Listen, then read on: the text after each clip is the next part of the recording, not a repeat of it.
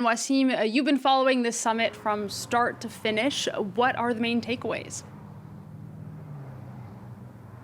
Yeah, lots happening for not much of an outcome, but this all started with Donald Trump and Vladimir Putin landing at Joint Base Elmendorf-Richardson about 40 minutes apart earlier on Friday. Donald Trump arriving first, remaining inside Air Force One, waiting for Vladimir Putin to come in on that Ilyushin 96 aircraft that picked him up or carried him, rather, flew him from the eastern Russian city of Magadan, where he made a stopover, and then onward to Anchorage. And then, of course, the much-awaited moment, the moment that was touted ahead of this summit, the handshake between Donald Trump and Vladimir Putin, and then an unusual moment, Donald Trump, asking Vladimir Putin, inviting him into the bulletproof limousine called the Beast, something that is very, very unusual. And that was really the only moment the two men had face-to-face, because the initial face-to-face meeting that was initially planned was scrapped in favor of a 3-on-3 meeting. Donald Trump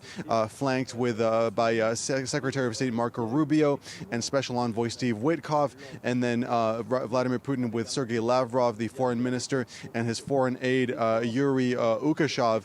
And so that meeting was initially supposed to last just a few, maybe 30 minutes to an hour, then followed by that bilateral lunch with bilateral discussions with a larger delegation. But that initial meeting went on for 3 hours. The lunch was scrapped, and then journalists were immediately told to stand by for that press conference, which really was not much of a press conference, was more of a press statement, just 12 minutes. Vladimir Putin speaking first, which is quite unusual given this meeting was held on U.S. soil. And then again, as we heard, not much of any announcements being made on the war in Ukraine. Donald Trump had promised Europeans and Ukrainians that he would be pushing for a ceasefire and that he would be willing to walk if Vladimir Putin did not want one.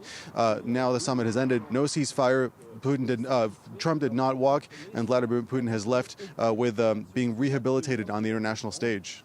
You know, Wassim, journalists didn't even get to ask questions. You said this was quite a frustrating summit to be covering. Can you tell us more about the general atmosphere? Yeah, again, that press conference wasn't a press conference at all. It was more of a press statement, one of the most frustrating press conferences I've ever witnessed. You heard immediately after that statement from both men that you heard the clamor from that press corps inside that room. Of course, that clamor is, par for the course. They're used to try to raise their voice to ask questions. But I think much of it was also just natural. They couldn't believe what they were hearing. The fact that these two men had brought, hundreds of people, hundreds of journalists to Alaska and then not even entertain any of those questions. But that gives you an idea of how surprising it was, because Donald Trump, although he does have a love-hate relationship with the press, he loves that sort of interaction, that gesturing, that back and forth with the press. And so it must have been quite frustrating for him not to have anything to say. And that gives you an idea of perhaps how little was achieved in those conversations. Again, we're still waiting to hear what exactly transpired. Hearing Donald Trump speak, it was almost listening to, I want to say, a college student trying to hit that word count, using more and more words to really not deliver on much of anything at all. All right, Wassim, thank you so much for your coverage of this summit. We'll let you go. That's Wassim Cornet, our correspondent reporting there from Anchorage, Alaska. Well,